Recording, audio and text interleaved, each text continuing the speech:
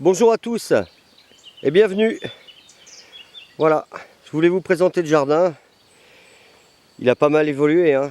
Avec la chaleur là en ce moment, ça pousse pas mal. Voilà, une petite vue d'ensemble. Je montre à chaque fois hein, pour voir l'évolution.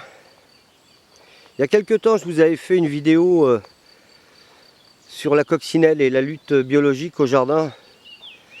J'ai un pied d'absinthe là, il y a près de 3 semaines, j'avais remarqué une attaque de pucerons, mais c'est assez commun sur ce genre de plante, hein. L'absinthe est assez sensible à l'attaque de pucerons noirs. Vous voyez, il y en a plein encore. Mais les coccinelles ont commencé leur boulot. Donc si on regarde bien, il y en a maintenant un petit peu partout. Voilà. Maintenant, en zoomant d'un peu plus près, on pourrait y voir les larves de coccinelles. Mais j'en vois pas encore énormément. Donc on va laisser faire. Voilà, je vous avais dit que je vous montrerai l'évolution. Mais il y a encore énormément de pucerons, hein. On va rien faire, on va attendre. Hein. Voilà, toutes ces petites coccinelles qui sont en train de faire du ménage. Aujourd'hui, je voulais vous montrer particulièrement cette plante qu'on voit ici, là. C'est la valériane. La valériane qui est une plante vivace qu'on va retrouver dans les fossés, hein, les berges, au bord des étangs, tous les lieux humides en fait, hein. Vous voyez sa feuille.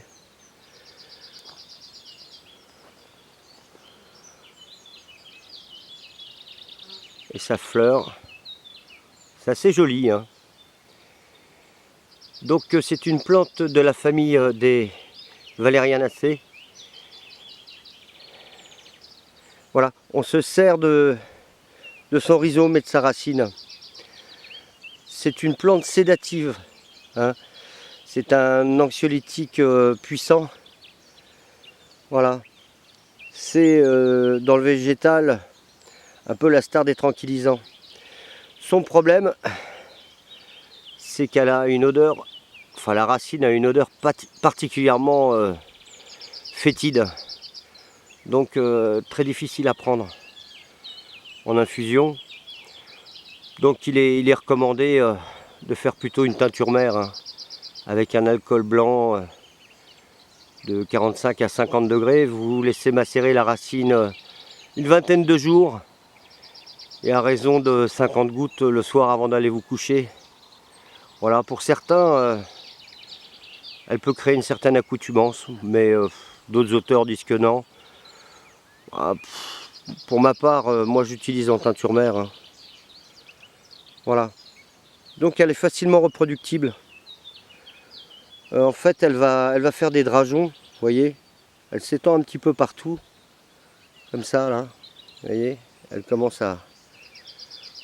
Elle a un puissant système racinaire qui fait qu'elle se propage un petit peu sur les bords.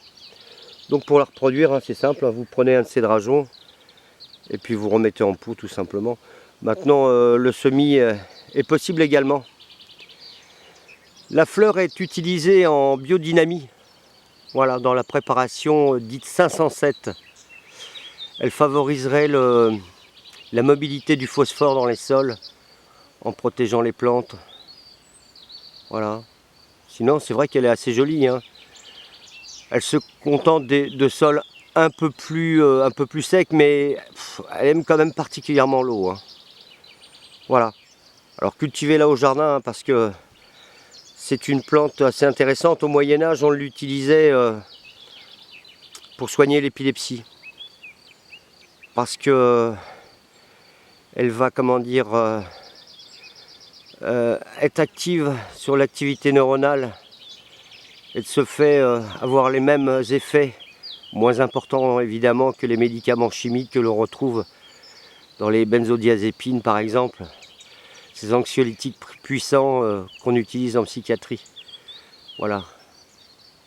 en diminuant l'activité et la transmission neuronale. Elle va calmer, donc en cas d'anxiété et de sommeil difficile, elle est très très utile.